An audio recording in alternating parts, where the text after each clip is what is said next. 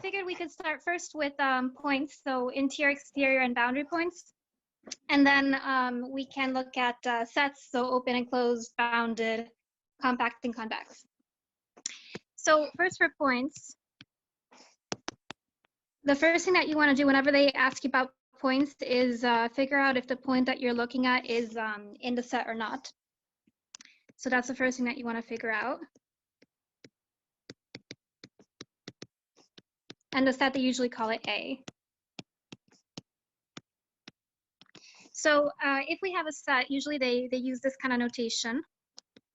If we're dealing with R2, we have the set, which is given by the combinations of X and Y that belong to R2, which just means two variable, such that, and then you have an inequality or an equation that you have to satisfy. So I'm just going to use a typical example that they like to use, x squared plus y squared smaller than 9, for example. And then we'll see the difference between this one and the same kind of thing, but with a smaller or equal to sign.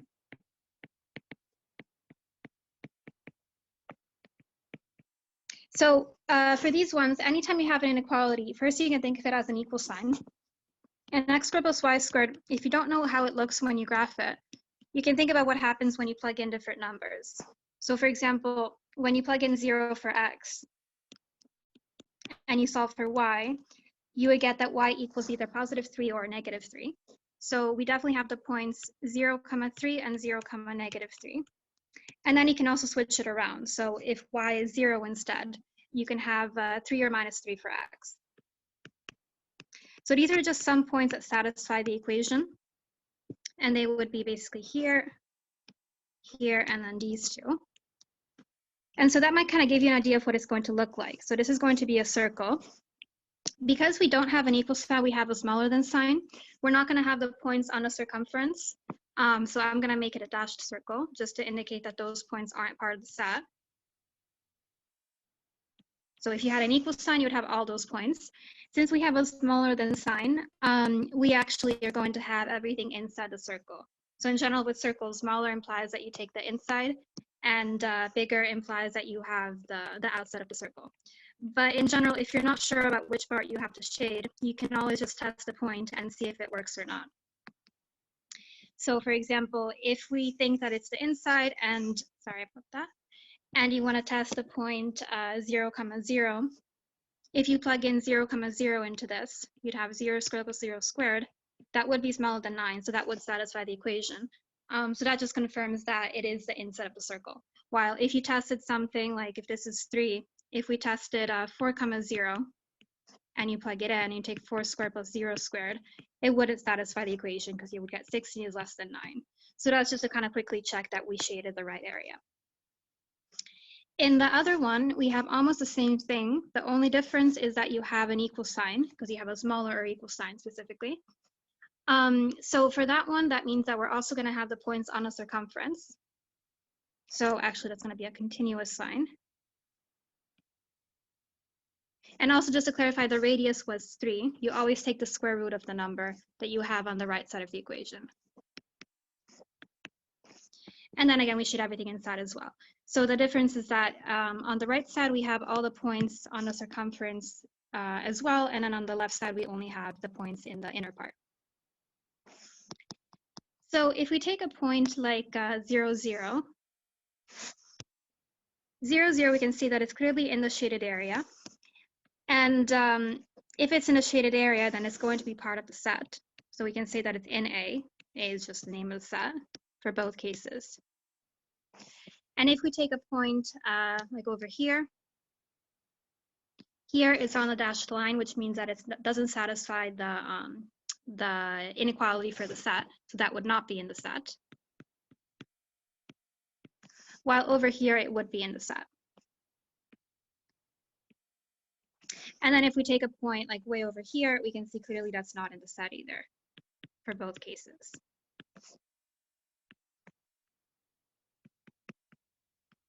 So the first point that we saw, so the one in the middle, the origin, in both cases, we can see that it's in the set and it's also surrounded by points in the set, in a sense that if you were to take a neighborhood, so a neighborhood in R2 would just be as a circle. If you take a small neighborhood, so a small circle like this, around the point, you can see that every single point in that circle is going to be in the set. So that's what makes it an interior point. So an interior point is a point that's in the set and is also surrounded by points in the set. So here they're the same essentially. They're both interior. And we'll do the formal definition in a minute. Then if we look at the case that we have down here, so this kind of point, we can see that it's not in the set and it's also not surrounded by points in the set. So actually it's surrounded by points that are not in the set. And that's what makes it an exterior point for both cases. And then the one that's left, in this situation, it was not in the set because it was a dashed line, and here it was in the set because it was a continuous line. But either way, you can see that if you take a small neighborhood, so again, if you take a small circle, whether actually you take a small circle or a big circle, either way for these ones, you're going to have that there will be points in a neighborhood which are in the set, and then there's also points in a neighborhood which are not in the set. And that's what makes it a boundary point in both cases. So notice how if a point is a boundary point, it can be in the set or not in the set. They really like to ask about boundary points because those are the tricky ones that can kind of go both ways. While interior points, they have to be in the set, and then exterior points are never in the set. So far we can say that if a point is in the set,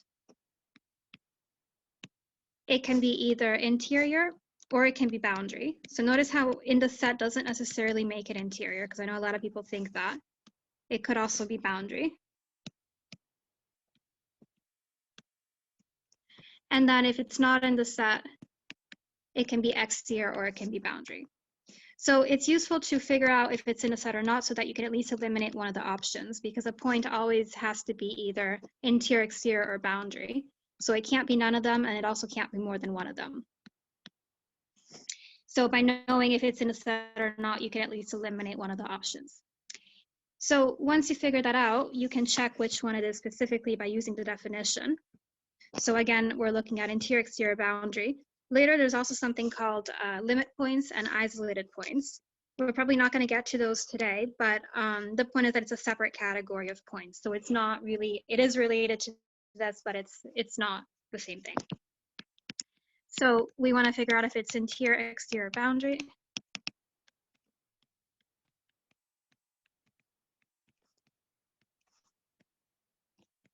And again, it does have to be one of them. So if you can confirm that it's not interior and it's not exterior, then it has to be boundary. That's the only option left. So for an interior point, we can write out the formal definition, which has to do again with neighborhoods. And if we write the definition for Rn, so just for 2 variables or more, we would say that first our set is a subset of Rn. That's just the formal notation that we use in definitions. And if we go back to the interior point that we had before, so the one at the origin, the reason that that was an interior point is because if you take a small enough neighborhood, like this one, you can see that every point in that neighborhood is going to be in the set. So we can say formally that x0 vector, since we're dealing with more than one variable, is an interior point.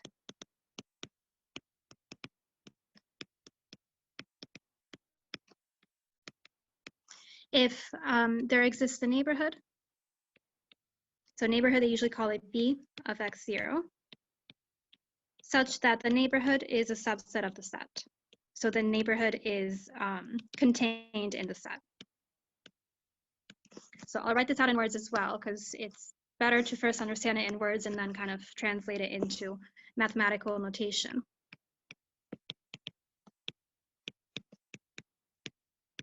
So make sure that you realize that we're saying that there's at least one, and you can think of it as a small neighborhood. So it only has to be true for one neighborhood. So notice how if I take a big neighborhood around the same point, so if I take a neighborhood like this now, then it's not going to be true anymore that the points are all in the set. But it just has to be true for at least one neighborhood. So if you check one small neighborhood and you see that it works, then that's good enough. You don't have to check anymore. And so the way that they try to trick you with this when it's a multiple choice question is they tend to change this symbol here. Remember that this means there exists. They tend to change it to for every. So it should not be for every. For every would be an upside down A. Because as we just said, if you make the neighborhoods big enough, you won't have that. So you won't have that the points are all in the set. So the point is that for the multiple choice, you have to be really careful with these little things with the symbols, because a lot of times the definitions seem almost correct, but then one little thing is wrong with them. And so here it would almost always be this one that they try to kind of change for you. So anyway, we're just saying that there's at least one small neighborhood that will be, actually, let me just write this in a different way. You can just say in which every point will be in the set.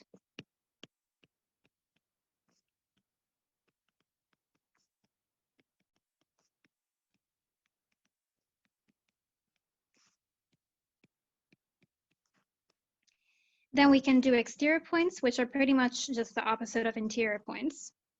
So if we go back to the example that we had here, the reason that this is an exterior point is because if you take if you take a small neighborhood around that point, so again, something like this, you can see that every point in that neighborhood is not going to be in the set.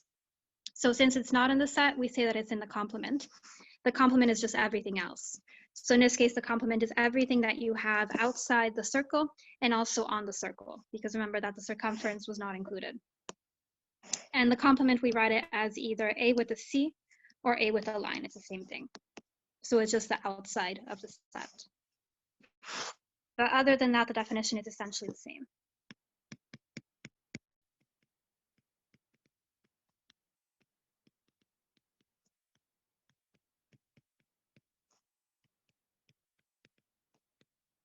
Also, right now we're doing directly the definitions for 2 variables or more. But if you're dealing with one variable, so if you're just dealing with R, you would just have that A is a subset of R.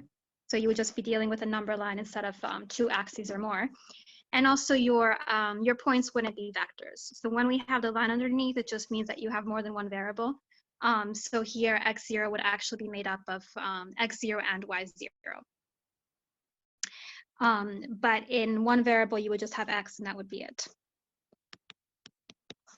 So it's an exterior point if, again, there exists a neighborhood around the point such that the neighborhood is now a subset of the outside of the set, or the complement, which again we can write as A with a line or A with a C.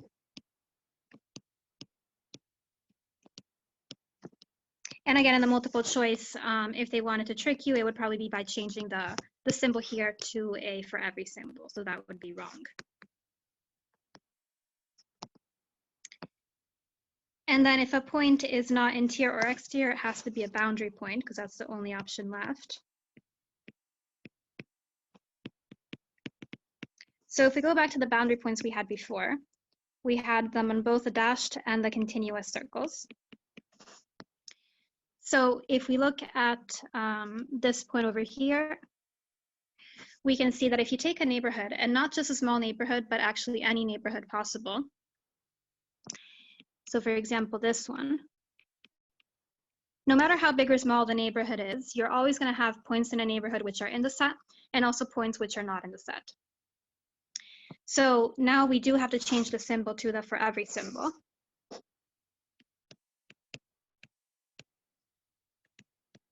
So we say that x0 is a boundary point.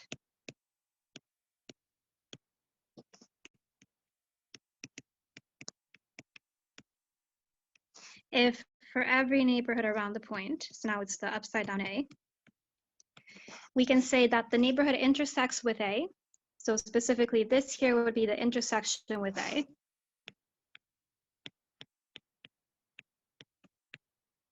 And since we want to say that the intersection is actually defined, so it's not equal to nothing, we would say that it's not equal to the empty set.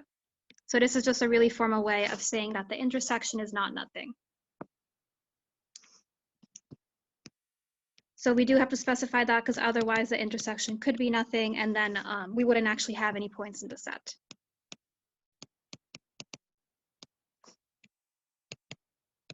So basically the intersection between the neighborhood and the set is not nothing.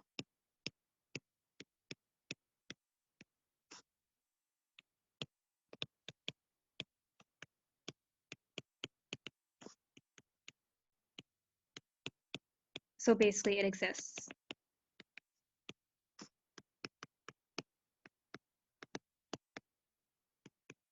So that just means that we do have points in the neighborhood which are also in the set.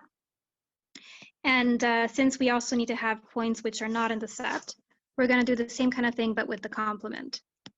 So we can say that the neighborhood and the complement, so again, you can write it as AC or A with the line, again, it's not equal to the empty set. So that would be this part over here, the part that's white. Those are the points that are in the neighborhood and outside the set. So informally, we're really just saying that no matter how big or small the neighborhood you have, you're always going to have some points in and some points out of the set. That's the easiest way to understand it. And this here means for every neighborhood. And so again, the number one way that they try to trick you is by changing that symbol. So notice how before we had a there exists symbol, because it only had to be true for at least one neighborhood. And now it has to be true for every neighborhood. So now it does need to be for every and not the backwards E that we had before. So just informally here, we're just saying that every neighborhood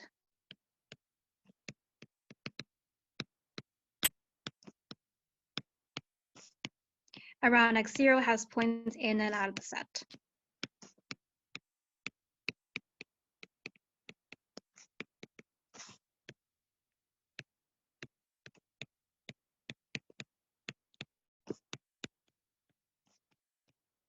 So for some cases, it's pretty easy to tell what kind of points you have just by looking at it, but there are going to be cases that are more complicated. So for example, if we're talking about sets in R1, or just in R, so this is just one variable. Here they could give you something like X belongs to R, such that, let's say, X is in between -2 and 4, with -2 included and 4 not included. And then you have union 5. So first of all, here you want to see that we're dealing only with X, not just because there's only X here and there's no Y, but specifically because over on the left side, you can see that we're dealing with R1, so one variable. So when you're dealing with one variable, you're just dealing with a number line. So that's an easier version of the same thing. And in this case, we have everything from -2 to 4, but including -2 and not including 4. So you probably want to make the circle for 4 open just so that it's clear. Union essentially means or, so the set is made up of 2 parts. And when you have the squiggly brackets, it just means the single 0.5. So in addition to that line, we also have the 0.5. So if we want to look at the point -2, even if they directly ask you, is it an interior point? First, it's best to follow the steps that I was mentioning. So first, you can figure out if the point is in the set.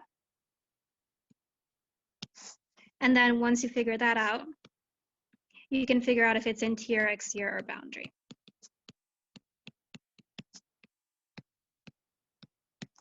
So here we can see that it does satisfy the conditions for the set because -2 is included. And so this would be in the set also because you can see that the circle is filled in, which just means that it's included.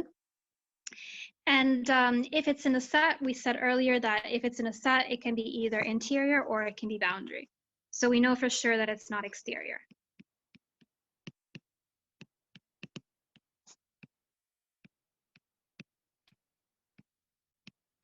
And then if you want to figure out which of those two it is, you want to use the formal definition. Keep in mind that if you're dealing with one variable, when you're doing a neighborhood, it's not a circle anymore like it was before. Because with 2 variables, the idea was that you take your point and you can go up, down, and diagonally from that point in every direction.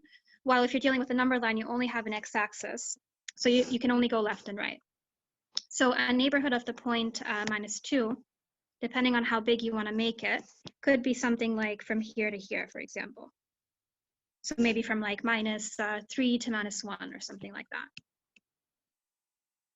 Whether you make it big or small in this case, you can see that that interval is always going to have points in the set on the right side, so these ones here, and also out of the set. And that's even if you make the neighborhood really, really tiny. So since you're always going to have that, we satisfy the definition of a boundary point, which also is pretty self-explanatory here because you can see that it's literally on the edge of the set. So generally boundary points, the kind of the simple ones, they're pretty easy to recognize.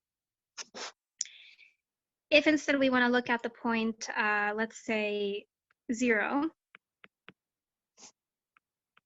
0 would be over here. So we can see that it does satisfy the conditions for the set because it's part of it. So it is in the set. Sorry, I'm sorry. Yes, okay, I was looking at the wrong one. So it's going to be either interior or boundary again.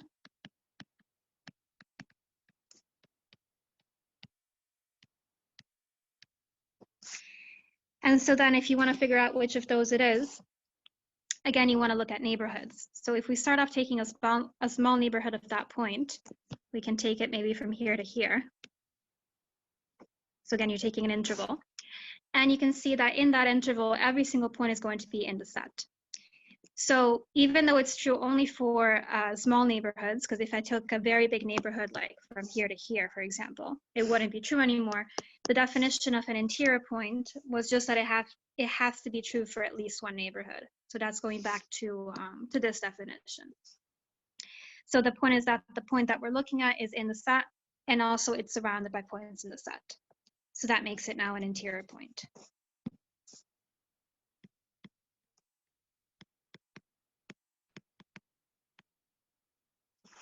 And if we then look at x equals 4,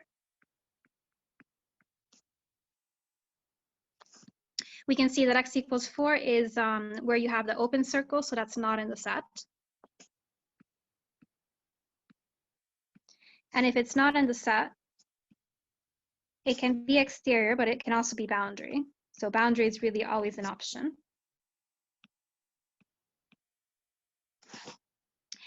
And then if you want to figure out which of those two it is, again, you can think of the formal definition. So again, we can take a neighborhood. So if you take a small neighborhood or even a big neighborhood around 4, you can see that you're always going to have points in and also out of the set. So just like the point that we have over here, it's also going to be a boundary point. The only difference was that the first boundary point was in the set and this one is not in the set.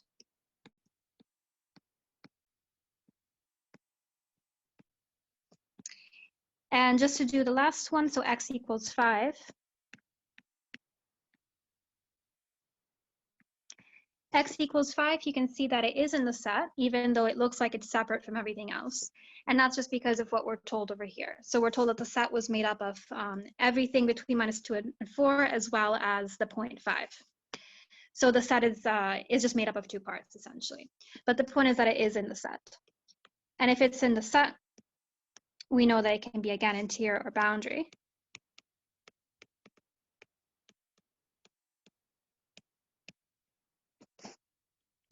And here you can also think of it as process of elimination. If we try to check for an interior point, we can see that if you take a neighborhood around it, a small one, you definitely won't have only points in the set. In fact, all the points around the original point are not in the set. So definitely that can't be an interior point. And because it has to be interior or boundary, the only option left is that it's a boundary point. So you can either look at it as process of elimination, which I think is easier, because again, it has to be one of the 3. Or you can also use the formal definition of a boundary point. It's just that it's a little bit trickier here. And the formal definition of a boundary point says that for every neighborhood you take, so whether you take a small or a big neighborhood, you're going to have points in a neighborhood which are in the set, and also points in a neighborhood which are not in the set. So clearly we have the points that are not in the set, these ones around it. And when you're doing neighborhoods, a neighborhood includes the original point. So the thing is that a neighborhood includes the actual point of 5. which we just said was in the set. So even though it's a strange kind of boundary point, it's a special kind of situation, because the neighborhood by definition includes the original point, you always have for sure at least one point in the neighborhood which is in the set, and that's the original one. And then you also have the points around it which are not in the set. So it does technically satisfy the definition of a boundary point, even though it might not really look like the typical kind of boundary point. So in general, with boundary points, there's basically three cases. There's kind of the classic case, which is when you have something like this. So basically a boundary point on the edge, which is in the set. Then a boundary point, which is on the edge, which is not in the set. And then you have this situation when you have a point by itself. So the only way that you would really have that in examples is when you have this kind of notation with a union sign, and you have a union of a point by itself. And so anytime you see that, really, you can be sure that it's going to be this kind of situation. So in the set and then boundary point. And also, we're not going to get to isolated points today, probably, but this would be an example of an isolated point. Later, we can go back to it if there's extra time. So this was a set in R1, so you just want to draw it on a number line. We can look at a similar situation in R2.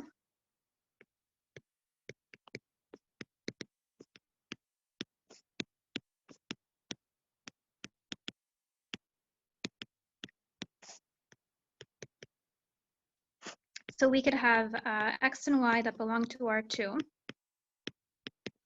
such that x is between -3 and 4, and then we have union 5, 5.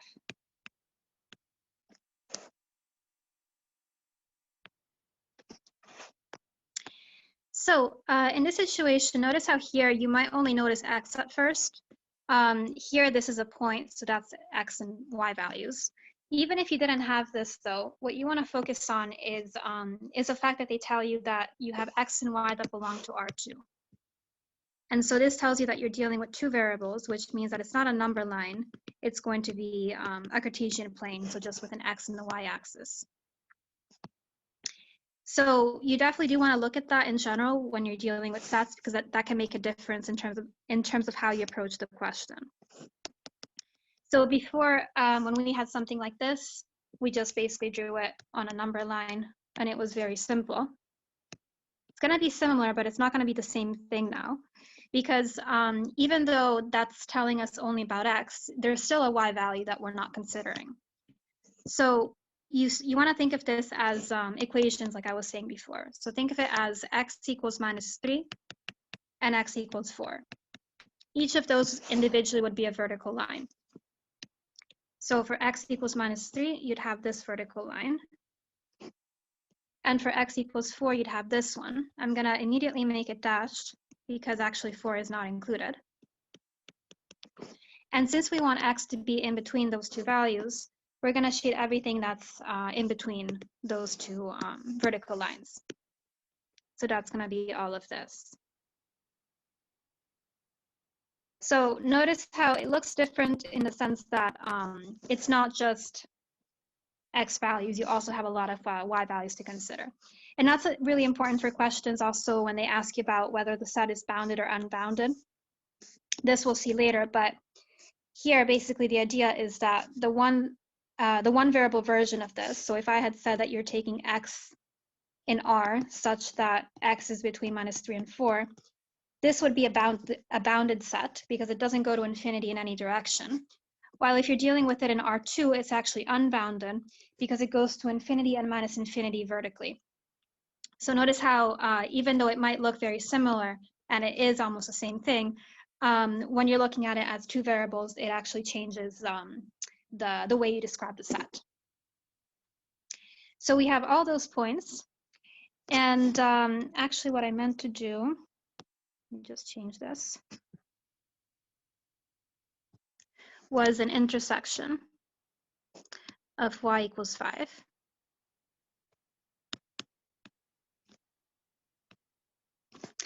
So y equals 5 by itself is just a horizontal line. So something like this. And here I now used an intersection sign, which means that we have to satisfy both conditions at the same time. So you just have to see where the two sets overlap. So you want to draw a new graph. And in this case, you're just going to end up taking everything on the y = 5 line, starting from -3, and then ending at 4.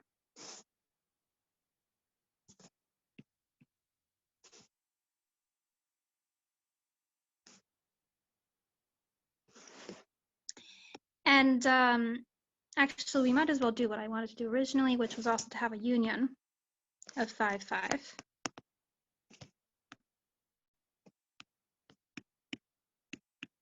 So in addition to that, we also have the point 5, 5, which is going to be approximately over here.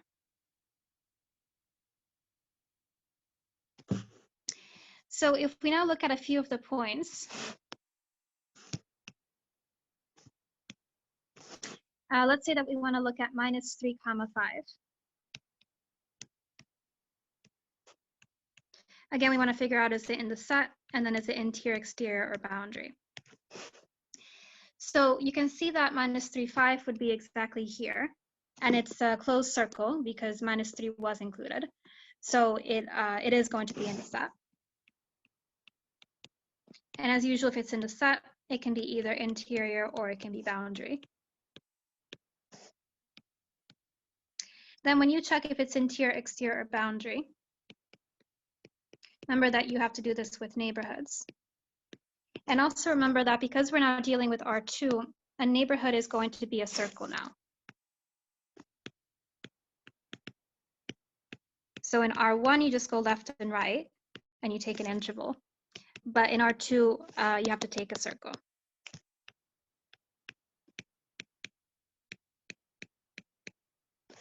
So if you take a circle around that point, whether it's big or small, you can see that you're always going to have some points in the set, the ones on the line, and some points not in the set. And that's going to make it a boundary point.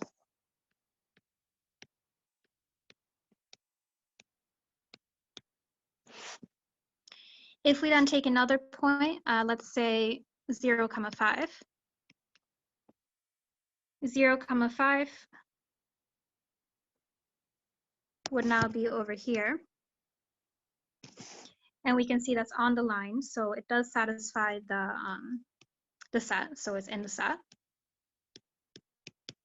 So again, it can be either interior or boundary. And if you take a neighborhood, again, it's going to be a circle. And it's really the same kind of thing as the previous one. You're going to have the points in the line which are in the set, and the points that are not in the line which are out of the set. So for the same exact reason, that's going to be a boundary point. So what I wanted to just highlight here is the difference between this situation and the one that we had in R1, because this kind of point might look extremely similar to this point over here. But that point was actually an interior point, and that's because of the way that we define neighborhoods in R1. You only look at the values left and right, while in R2 you have to take a neighborhood. So it completely changes the way that you approach it. So the point is that you do really want to be careful with whether you're dealing with R1 or R2, because that can make a difference in how you apply the neighborhoods. And then that can affect whether the point is going to be interior or boundary. So in this case, it's going to be a boundary. So basically, you just want to be careful between this one and this one here.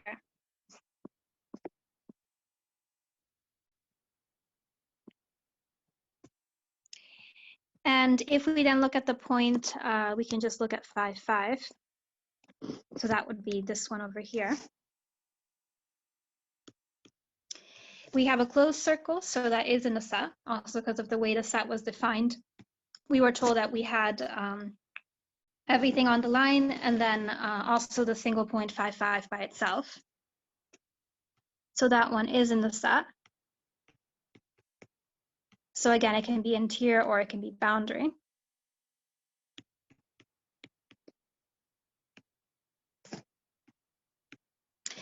And we can see that it doesn't look like it's going to be interior logically because it's not surrounded by points in the set. So if you take a neighborhood around it, it's not true that we have only points in the set. And so since it's not interior and we know that it's in the set, which means that it can't be exterior either, the only option left is for it to be a boundary point. So this is just like the previous case that we had when we had, sorry about that. Sorry. Uh-oh. Hello. Yeah, can you hear me? Yeah, can I ask you a question? Yes, of course. Why is 0,5 a boundary and not interior point? Well, because of the way that that we use neighborhoods in R2. So the neighborhood here around that point would be everything inside this light green circle. Ah, okay. One second. And so see how you have points in that circle which are in the set. Those are the ones on the line itself. And then you have the points above and below which are not in the set. And that's true even if you make the circle really, really small. Is that okay? Yes, thank you. Okay, cool. So yeah, so just to clarify, with R1, you just go left and right for the point. So then you go like from here to here, basically, and you just consider these points. Well, now we also consider all the points above and below, which before we didn't have. So for the last one, 5,5, yeah. Is there any interior point actually in this set?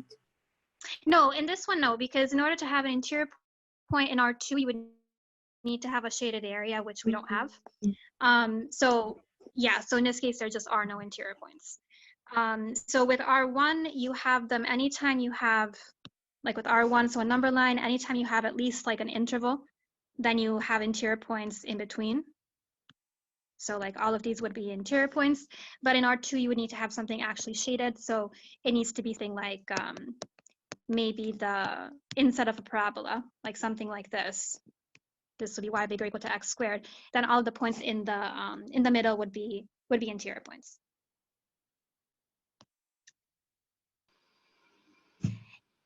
And for the last point, something. I'm sorry. Why is 5,5 like a part of the set A? That's just because of the way the set is defined. You see how here I said that the set is made up of the intersection between -3, 4 and y equals 5. And then in addition to that, we have a union. And the union means that you also have that other part. Okay, got it. Thanks. So it's basically made up of two parts. So yeah, normally like if you didn't have this part, then it would be not in the set. But they're explicitly telling you that your set is made up of two things, basically. Okay. Cool. So yeah, 5,5 is definitely in the set. So it is interior or boundary. And if you take a neighborhood, we can see that in that neighborhood, you're mostly going to have points out of the set. Also, you technically have the original point itself. So this one is in the set. So remember that the definition of a boundary point is that every neighborhood has points in and also out of the set. And technically you do have that because you have the original point in the set and the points around it not in the set. So it's just like in the previous case when we had on the number line, we had something like this. It was the same kind of situation. Anytime you have a point by itself, it's automatically going to be a boundary point, regardless of whether it's R1 or R2 or R3 even.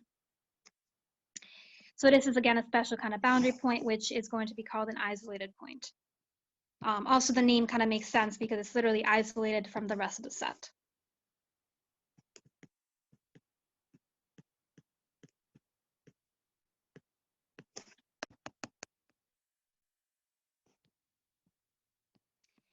Okay, so we can look at sets a bit now. So basically how to check if they're open and closed. It's all related to what kind of points you have.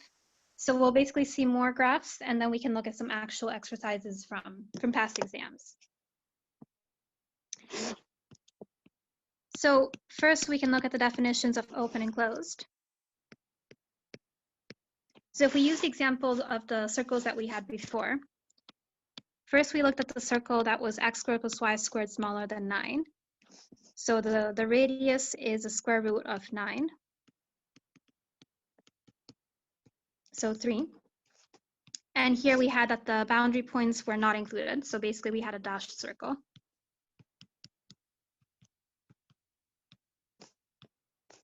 And then we shaded everything inside. So on this graph, we have the interior points, as always, in the shaded area. Then we have boundary points here, but notice how these boundary points are not in the set in this case.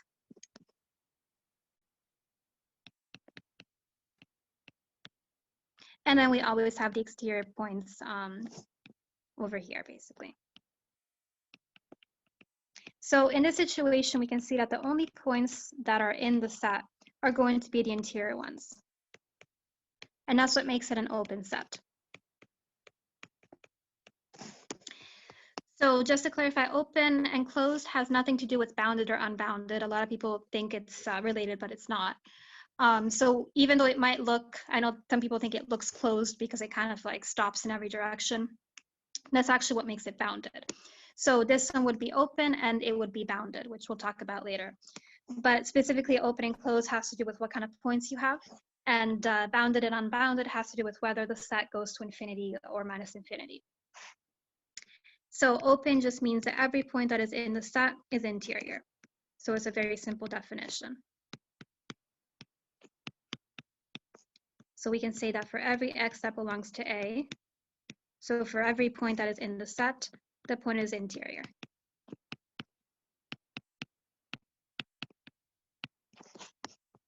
So basically we're saying that the set does not have any boundary points inside it.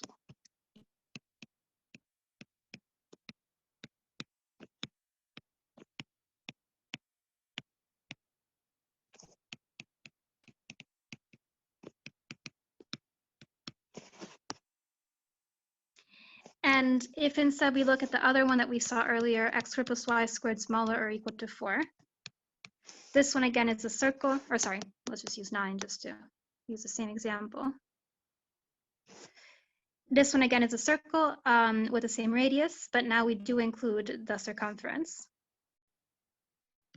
So the difference is that now we also have the boundary points, which are in the set.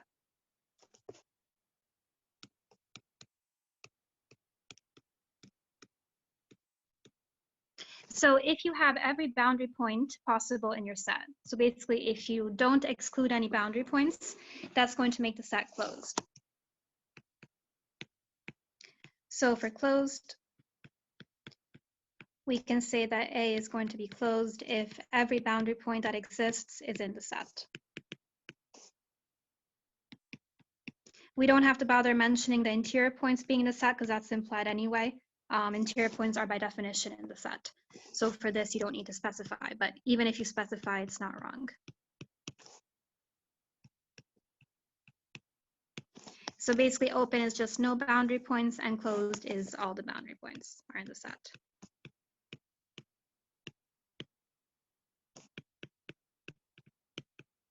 And when you're looking at simple situations like this, where you have a shaded area, you don't have something like before where we had a line and maybe like a random point by itself.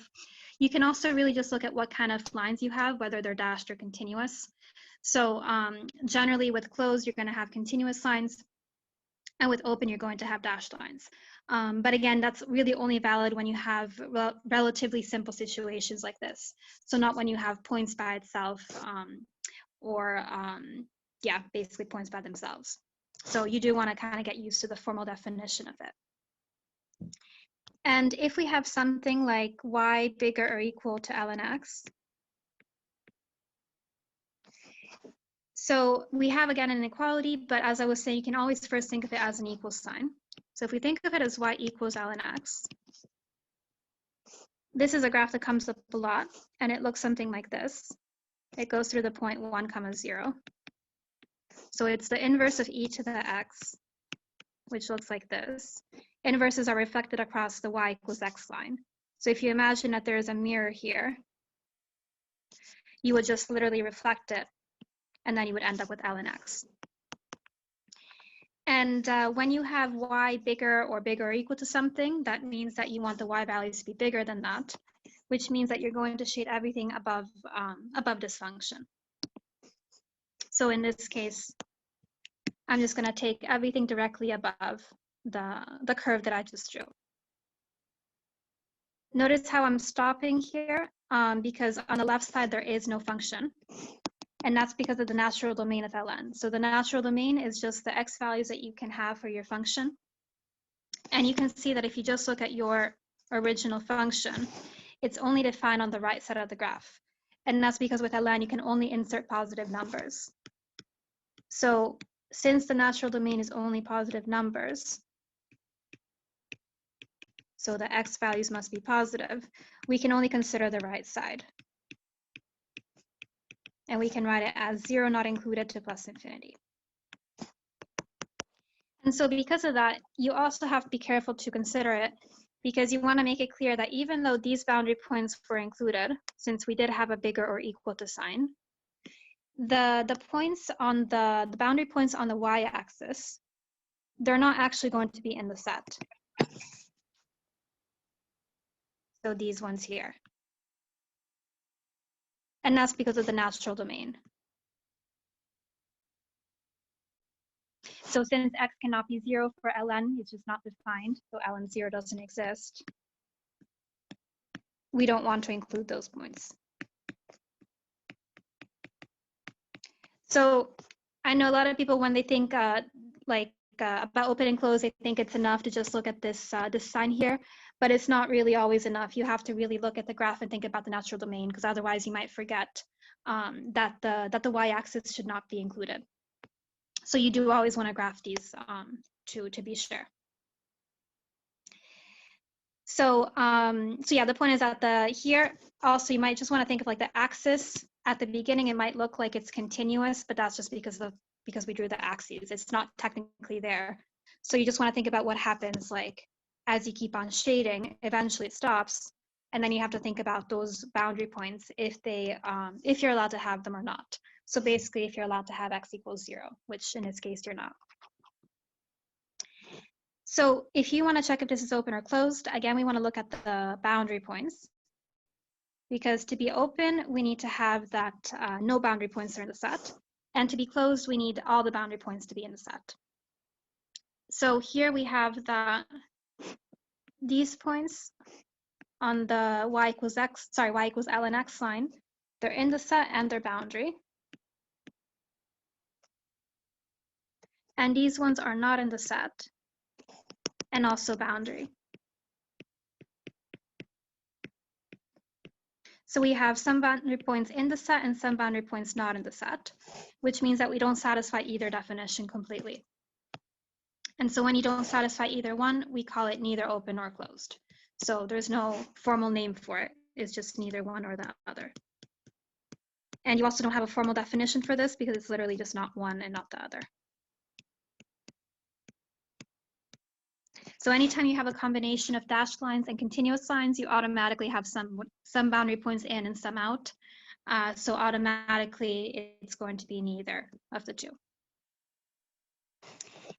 And now we can look at bounded and then compact.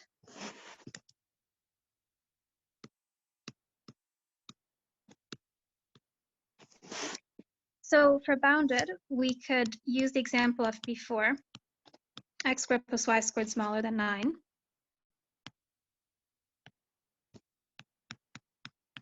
So we had the inner part of the circle. And the reason that it's bounded is just because it doesn't go to infinity in any direction. Or you can also look at it in terms of neighborhoods.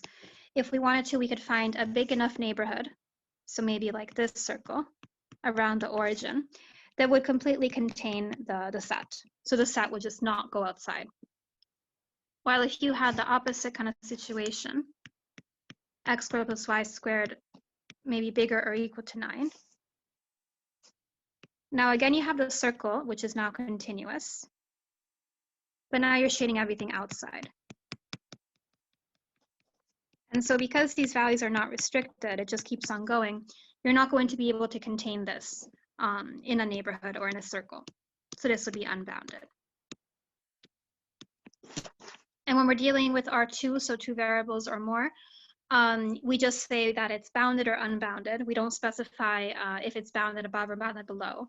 Also because in a situation like the one from before with the ln one, we can see that it's bounded in some ways, in a sense, like over here it's kind of bounded, but then over here it's not. And there's no way to really define that. So, so with R2, we would just say that this is unbounded, simply because you can't contain this in a neighborhood. So even if I drew a really big circle, because the shaded area keeps on going, both up here and also down here, it's not going to be bounded. So this would just be unbounded. And we don't specify above or below or anything like that. Well, if we're talking about R1, so a number line, then we can specify above and below. And we'll see that in a second. So formally, we will say that the set is going to be bounded if you can contain the set in a neighborhood. Generally, we take the neighborhood around the origin, but it actually doesn't matter where you take it. So we're just saying that there exists a neighborhood such that the set is a subset of the neighborhood.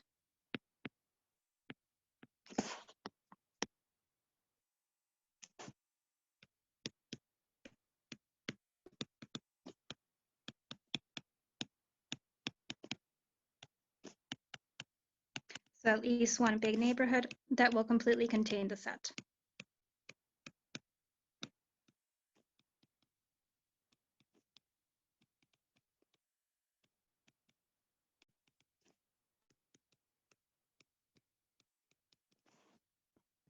And for unbounded, we don't have a formal definition. It's just not bounded.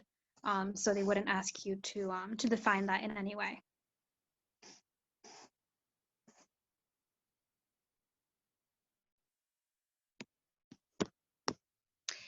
So as I was saying for R1, so for one variable, we can specify bounded above and bounded below. And also just to clarify, here we're talking about bounded sets. So eventually you're going to be doing bounded functions as well, but that's a separate thing. It is related, but it's not the same thing. So this is a definition for sets, not for functions.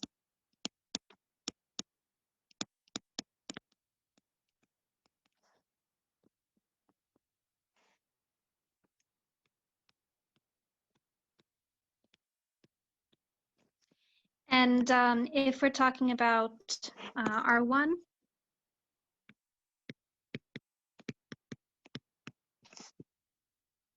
let's say that we're taking everything from 3 not included to plus infinity. So you could also write that as an inequality, sorry. We could either write it as x bigger than 3, or we can write it as 3 in parentheses to plus infinity. So we can see that here clearly goes to infinity. Even if it went to minus infinity, also it would be unbounded. But we can see that it is bounded on the left side. So because here we only have 2 sides left and right, or we can call them below and above, we can see that even though this is unbounded, it is bounded below. So if it just says it bounded or unbounded, you would just say unbounded. But if they ask you to specify above and below, then you can say that it's bounded below, but unbounded above.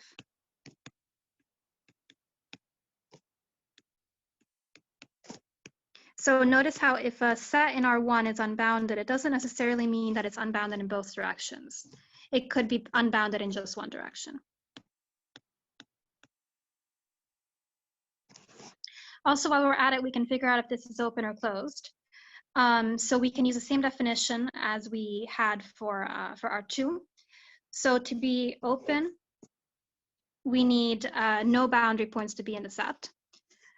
While to be closed, we need every boundary point to be in the set.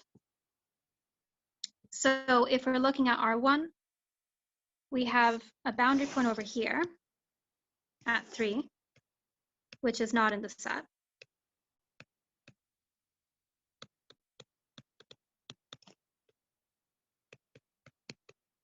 And remember that since we're dealing with R1, a neighborhood would be an interval. So all of these points over here would actually be interior points. So the only boundary point that we have is the very first one at 3, and it's not in the set. And that's what's going to make it an open set. So this is open. While if you had the same kind of thing with 3 included, sorry, let me just fix this.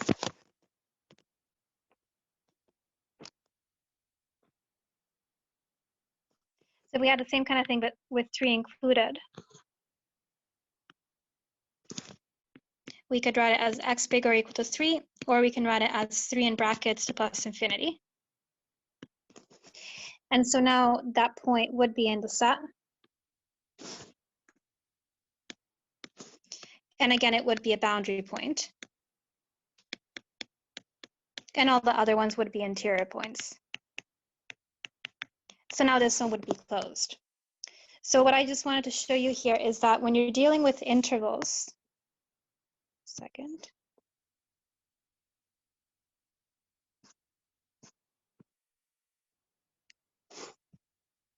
So when you're dealing with intervals, you don't necessarily want to rely on whether you have parentheses or brackets if you have infinity. So basically, because infinity is never included anyway, infinity as well as minus infinity, since it's not an actual number. So when you're dealing with infinity or minus infinity, you really just have to look at the brackets or the parentheses for the number. While if you're dealing with something that is bounded, so for example, say you were dealing with 3, 5, if they're both parentheses, then it is going to be open. And if they're both brackets, then it's going to be closed. So you can use that rule when you're dealing with cases that don't have infinity. Otherwise, if you do have infinity, the best thing is really just to actually look at it and look at it on a number line and figure it out that way.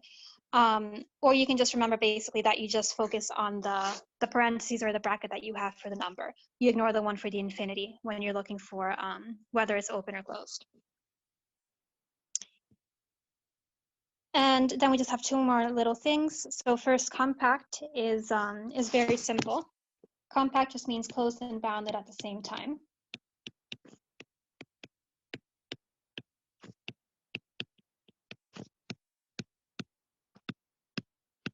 So the one that we saw that was compact was x squared plus y squared smaller or equal to 9. So we had the circle, the continuous circle, and everything inside. So that's closed because we have all the boundary points in the set. And it's also bounded because we can contain this in a neighborhood. So we can find a neighborhood that will contain it like that. And then we have convex. So just like bounded, we have a different definition for sets than for functions. So this is for sets.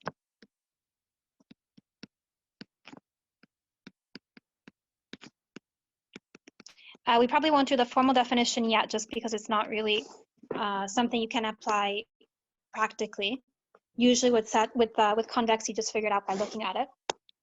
And if we're looking at the same example that we just had above, so the closed circle with everything inside, what you have to do is you have to check if you take every 2 points in the set, so every 2 points either in the shaded area or on the circumference. If you draw a segment between them, so a line, you have to check that every single point on that segment is going to be in the set. And here you can see that for this segment it would be. Also, if you take maybe these 2 points, it would work as well. And also any other combination of 2 points. So this one would be convex.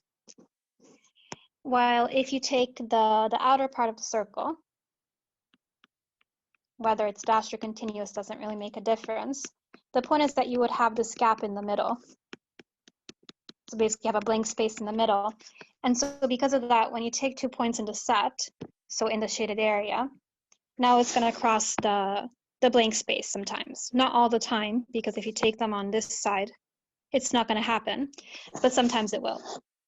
So in that case, we just say that the set is not convex. And so we don't call it concave, that's only for functions. But they're not exact opposites anyway, convex and concave. So this is convex, and then this is not convex. So basically with convex, you always just want to graph it and then actually check with the segments. Also be careful with cases like, let's say you have maybe y smaller or equal to x squared. Or actually, yeah, we can do that one.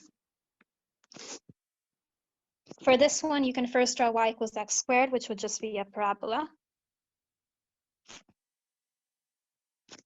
And because we have the smaller or equal to sign, that means you're going to shade everything below.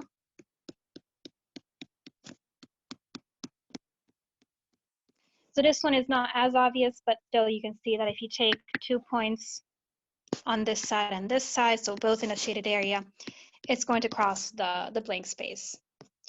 So that one is not going to be convex either.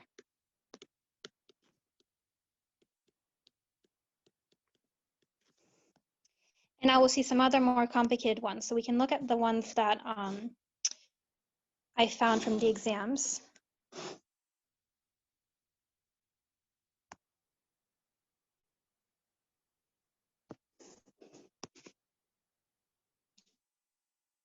So this was a true and false set of questions.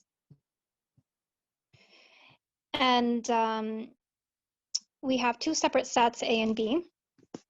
It's kind of obvious we are dealing with two variables since we have X and Y, but also this here tells you that you're dealing with two variables for both. And since here they're asking us about A and B separately, I would definitely draw them separately first. Then here we're going to have to do the intersection. So you're going to draw one on top of the other. And A minus B just means A without B, basically.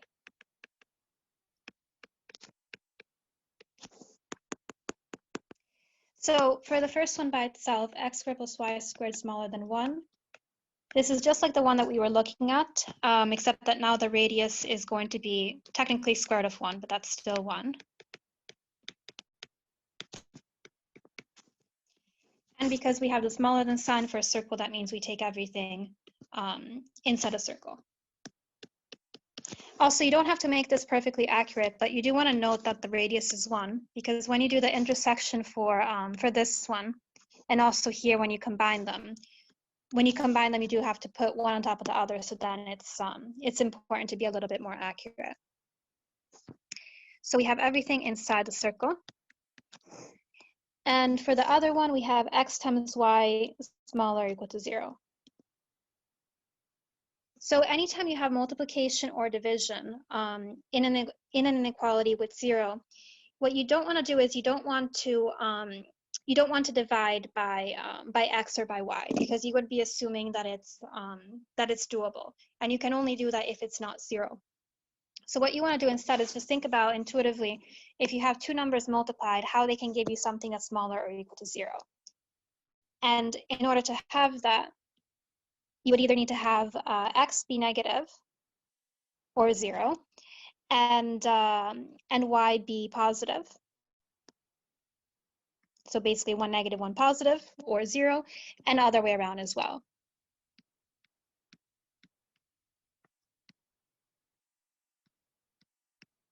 So this also holds for fractions. So for example, if I had given you x over y smaller or equal to 0, it's almost the same thing. The only difference is that y cannot be 0 just because you can't divide by 0. So then for the bottom one, you would change that to y bigger than 0. Also here, that's supposed to be smaller or equal.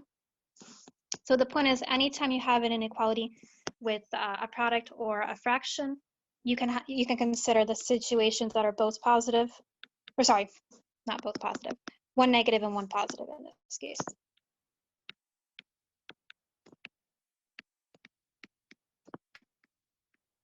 What I meant to say was that if we had bigger or equal to 0, so if we wanted it to be positive, then we want to have both values be positive or both values be negative, or again 0.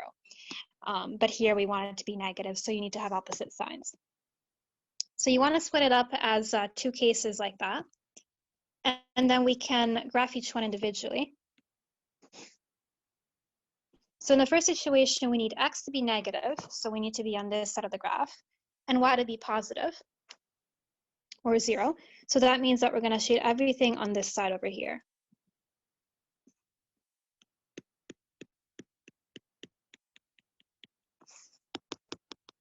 So in the second quadrant, then we have that when x is positive, y has to be negative, or again 0. So we can have everything over here in the fourth quadrant. And the axes are included because we do have the equal signs for both x and y. So it's just going to be what I drew here. So if we look at 6 first, because that's looking at them individually, 6 is saying that they're both convex. So if we look at the first one, let's check something. Okay. So if we look at the first one, we can see that it's a circle. And if you draw segments between 2 points, no matter what, you are going to have that the segment is in the set for each combination. Well, for the one on the right side, if you take 2 points on the same side of the set, it would be true. And also if you take maybe a point here and a point here. But if you take a point up here and then a point down here, you can see that it's going to go basically in the blank space. So that's not going to be convex. So we can say that A is convex, but B is not convex.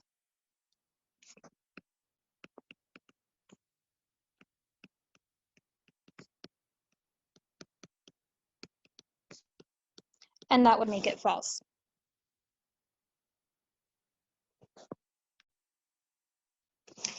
Then we can also look at 7 since that's convex as well. So for the intersection, you just literally want to draw one on top of the other and see where they overlap. So if this is B and this is A, and then we have our circle here, the overlap is going to be basically those 2 portions of the circle. And you want to redraw this just so it's clear. So basically this quarter circle and this quarter circle over here. Also here, I don't think they ask you really about open and closed, not for the intersection anyway. But you do want to be careful with it because since we have an overlap of the circle which is open and the other one which was closed, when you put them together, you're not going to have the points on the circumference itself because they wouldn't satisfy both sets. So we're going to have everything over here, including the axes, but not including the circumference part, and same kind of thing for the other one. So in general, you just want to be very careful when you combine 2 sets if you're going to include the boundary points or not, because that's going to determine whether it's open or closed. So even though they don't ask you, in this case, we can see that it's partially dashed and partially continuous. So some boundary points are in the set and some are not, and that's going to make it neither open nor closed.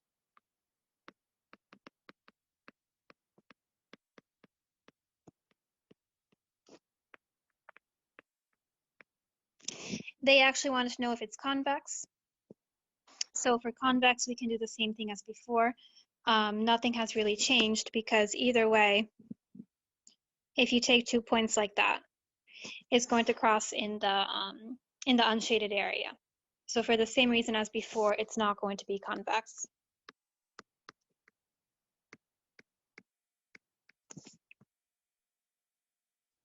So this by itself was convex, this was not. And then this one is not as well. So this one would be true, would be false, sorry.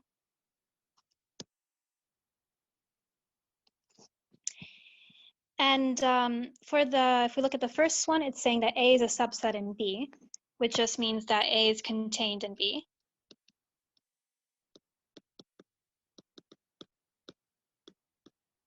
So that just means that every point that you have in A is also going to be part of B. But you can see here that if you look at A and you compare it to B, all the points that are in this side, so in the 3rd quadrant and in the 1st quadrant, they're going to be in A but not in B. So that's not going to be true.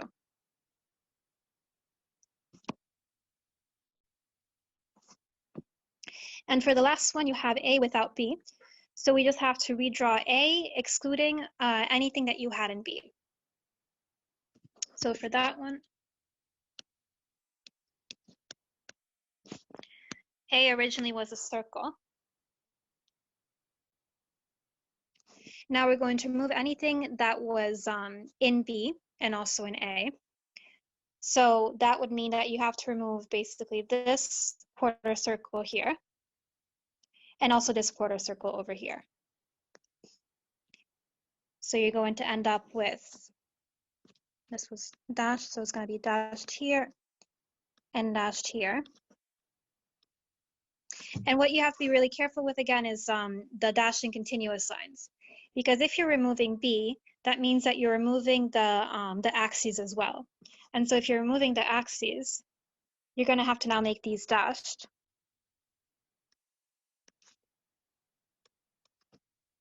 For both. And so then you're just going to shade everything that's inside the quarter circles. But notice how you don't have any boundary points included now. So when they ask you about open and closed, you need to be very careful with whether the dashed or continuous lines, like whether they're going to be dashed or continuous.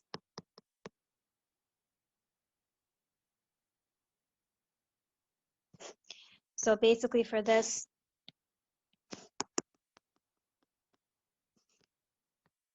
you just want to remove any parts of B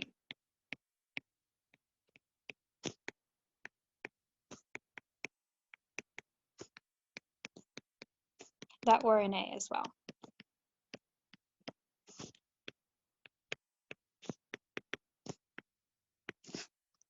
So since we have no boundary points in the set, that's going to make this open. And also just to review it, we can see that for the same reason as the one that we had up here, if you draw segments, they're going to cross the unshaded area. So again, it's not going to be convex. But here I think they just wanted to know if it was open. Yeah, so that one would be true. So for all these questions, you have to always draw it. That's really the only way of doing it, especially for convex, because with convex, the only way is to actually look at the segments and see if they're going to be in the set or not.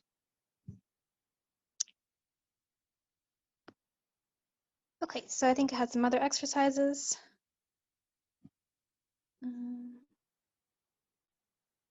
This one is basically the same thing, so maybe we can skip that for now.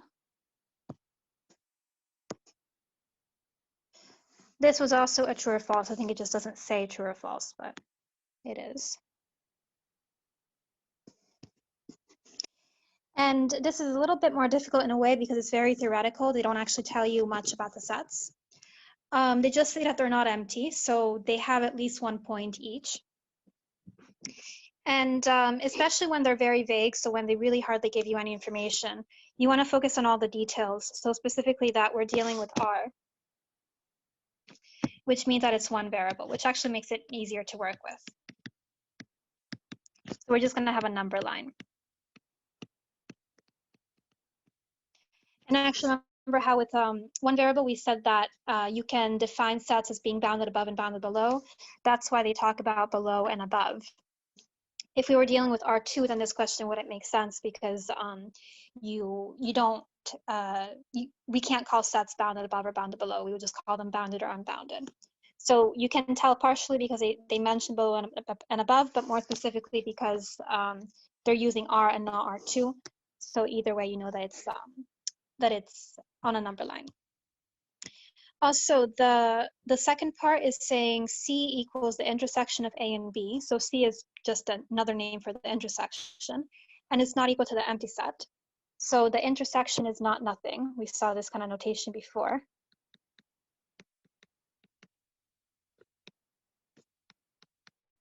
So that's telling us that they do have an intersection.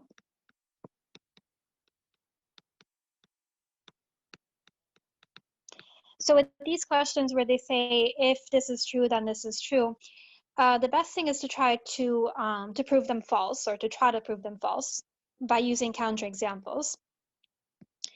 So in the first one, they're saying that A and B are both bounded below. So just as an example, we could use two intervals that are slightly different. We could say maybe that A is everything from -2 not included onwards.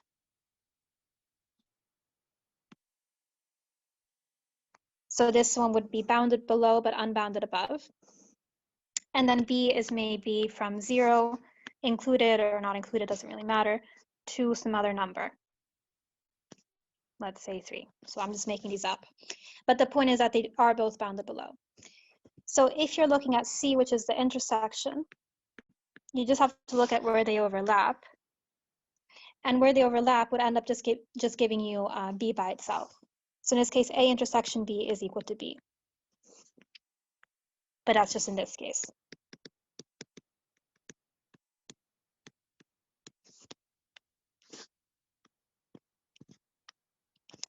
And this one, we can see that it would be bounded above and below. So far that would confirm the statement. So ideally, we would find something that, that proves it wrong, because then we can be sure that the statement is false. In this case, we can't know for sure right now if it's going to work for all cases, not just for our examples. So you want to try to either come up with more examples or try to generalize. And if you think about it, if even if only one of them had been bounded below, so even if we had only A was bounded, and B could even be everything from minus to plus infinity, so all real numbers. Even if you had something like that, when you take the intersection of the two, you're looking at where they overlap. So even if only one of the two is bounded below, the intersection is definitely going to be bounded below. Because basically the more restrictive one of the two is the one that kind of overrules when you take the intersection. So we would end up finding that as long as at least one of them is bounded below, the whole thing, the intersection is going to be bounded below. So even if they had said if A or B is bounded below, that would be true as well. So as long as at least one of them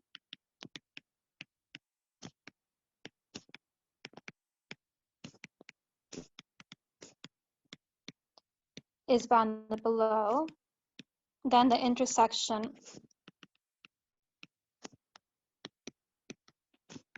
will be bounded below as well.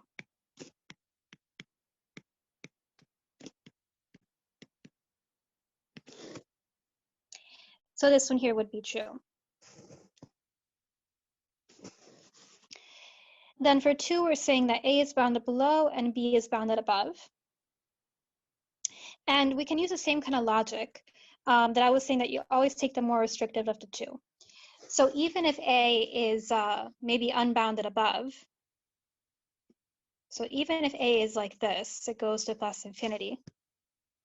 If we know for sure that B is bounded above, so it could be something like this, then when you take the intersection and you look at where they overlap, again, you're going to be restricted by the most restrictive of the two, in a sense that on the left side, you're going to be restricted by A, and on the right side, you're going to be restricted by B.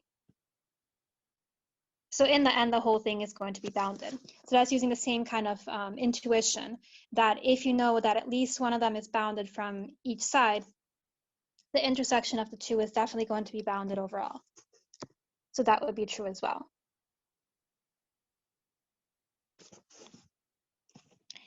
Then C is saying that if C is bounded, then at least one of A or B is bounded. So remember that bounded implies bounded above and bounded below.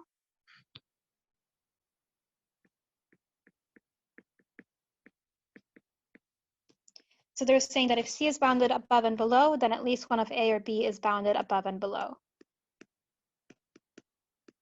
But actually, if you think about the example that we just had for A, this one was unbounded in general, but it was bounded below. And then B was the opposite. It was unbounded, but then it was bounded above.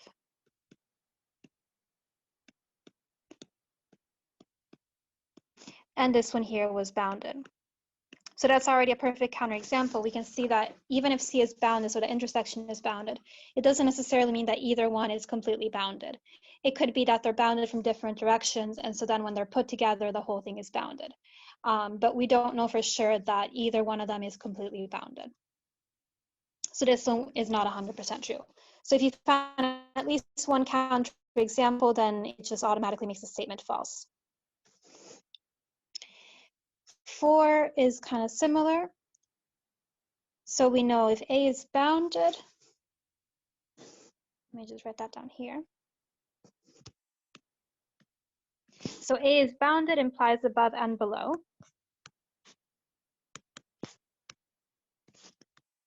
So we could have something like this. And C is bounded, and C is the intersection. So we don't know what C is. C can only be more restrictive than A, or the same as A. So maybe it's like from -1 to 3.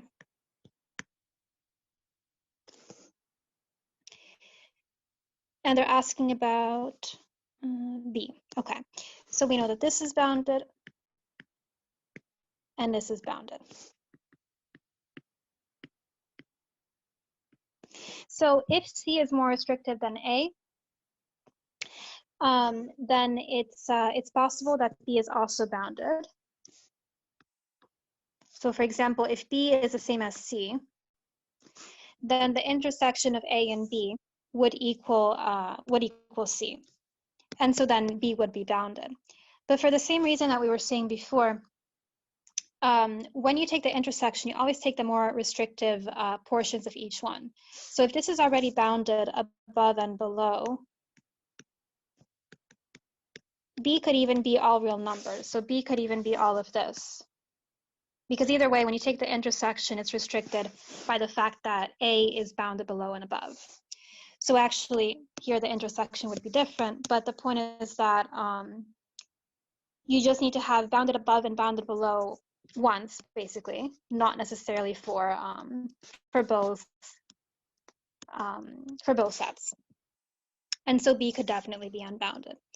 So basically with these ones, try to prove them wrong. So try to think of an example here where B would be unbounded. And then that's perfect. We can see that it's not always going to, the statement is not always going to hold. So that would be false as well. Just something. Yeah. To answer like the questions, do we need to just write like the answer false or truth, or do we need to like prove it? No, because it'll be multiple choice. I mean, this is also from either last year's exam or the year before, so it was also a written exam. But either way, like they could still do this as a multiple choice, but you wouldn't have to justify your answer or anything. Is that what you meant? Okay. Yeah, that's exactly what I meant. Thanks. Yeah, no problem. Just with micro instead, I think I'm not sure how they're doing it this year since it's online, but in the past with the true and false, you did have to justify your answer. So so for micro you probably do, but for math you don't. At least not for the first partials. Okay, so maybe we can do one more. Just want to find a different one. Okay, we can do both of these because they're both pretty quick. So these are multiple choice.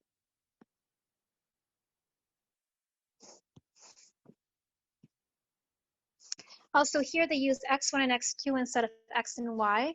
It's the same thing though. So I would just change it to x and y just because it's easier to understand. So this is just saying the x vector, x, y. And just, when I put a line under x, it's the same thing as making it bold. It just means that you have many variables. So like in this case, you have 2 variables. Also because here they tell us we have 2 variables. And x2 would be y. So really this would be that y is between 3 and 4 with 4 included. So as usual for these, you just want to graph it. And just like I was saying, you want to think of it as equal signs. So if you think of it as y equals 3 and y equals 4, each of those would be horizontal lines. And 3 is not included. So 3 would be dashed, and then 4 would be continuous. And we would just have to shade everything in between. And make sure that, as I mentioned, I think at the beginning today, when you see something like this, don't assume that you're looking at it on a number line just because you're looking at only one variable, because even though they only mention y here, we do have x as well. So you do have to look at it on a Cartesian plane, which is just x and y axes. And we can check for open first. That's probably one of the easiest, open and closed. And we can see that we have boundary points above which are in the set. And then we have boundary points below, which are not in the set. And automatically, if you have some in and some out, it's going to be neither open or closed. So I'll probably check those first just because they tend to be pretty easy. Convex is also pretty simple though. That's the whole thing with the segments. So if you draw two segments, or if you take 2 points, then you draw a segment between them. Here we can see that you're never going to have any segments that go outside the set. So this one would be convex. And just to check bounded as well, remember that with bounded, you're looking at it as a 2-variable set. So you would have to take a neighborhood.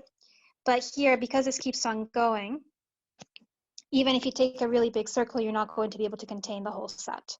So we cannot say that it's bounded. And also with R2, remember how we don't talk about bounded above and bounded below. It's just either bounded or unbounded. And this would be unbounded. So the only one that makes sense here is going to be convex. And notice how if you had looked at it on a number line, you would actually get something a bit different.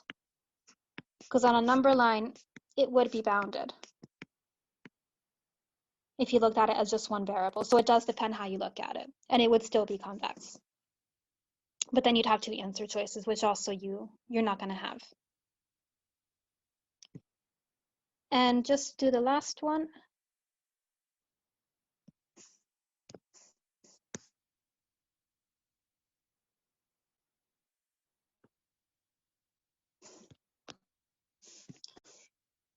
Here we're talking about A and B, which are both subset of R. So again, they're both one variable.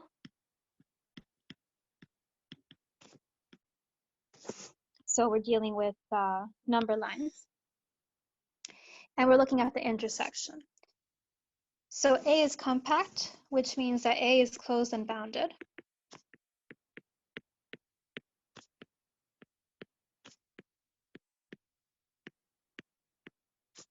So on a number line, even if we don't know the numbers, that implies that you have everything, well, if you have an interval, you have everything between 2 points, including the boundary points. You don't necessarily have an interval. You could also have something, a set that's split. So these would be basically the union of 2 intervals. And so actually, just to clarify, the first one is called an interval and also a set. Everything, any collection of numbers can be considered a set. And this is a set, but not an interval. So for something to be an interval, to be everything from a number to another number. Whether or not the numbers are included doesn't matter for an interval, but the point is you shouldn't have any gaps.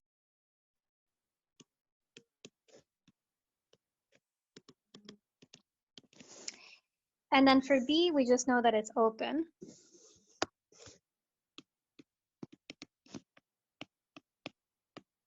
So open means that the boundary points are not included. We don't know if it's bounded or not. So it could be maybe something like this, going to plus infinity, or it could also be something that is open and bounded. Regardless, though, this is actually going back to what we said before, that if we know that at least one of the sets is bounded above and at least one of the sets is bounded below, which we already know because this is bounded above and below, when you take the intersection, you're always going to be restricted by those boundaries, basically. So actually, also just using the same intuition as before, we can say that the intersection is definitely going to be bounded because we know that A is bounded.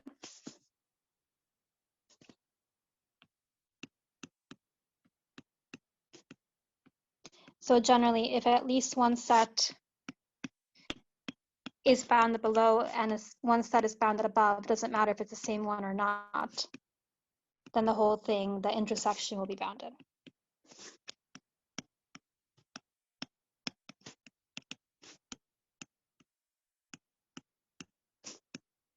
Just to understand why the other ones aren't necessarily true, if we're looking at the intersection, it's possible that B starts earlier than A, like maybe this is 2 and this is 1. Or wait, actually I'm going to do the opposite. Let's say this is 1 and this is 2.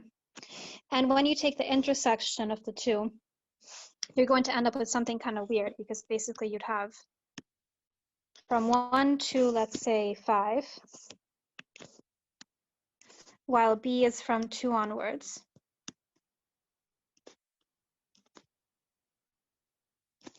So then for the intersection of the two, so you just look at where they overlap, you're going to end up with from 2 to 5,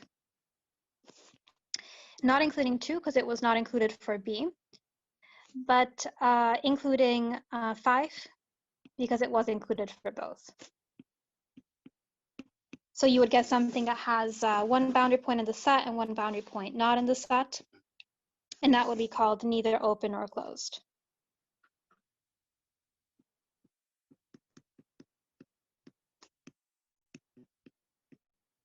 When you're talking about one variable, you can also call it half open, half closed in that case, but usually they call it neither. Either way, we don't call it both. It would be either call it half or both, or neither. So we can see that it's not necessarily open, it's not necessarily closed, because it could be neither. And also to be compact, compact means closed and bounded. But the only thing that we know for sure is that it's going to be bounded. All the other ones are basically uncertain. So none of the other ones are necessarily true.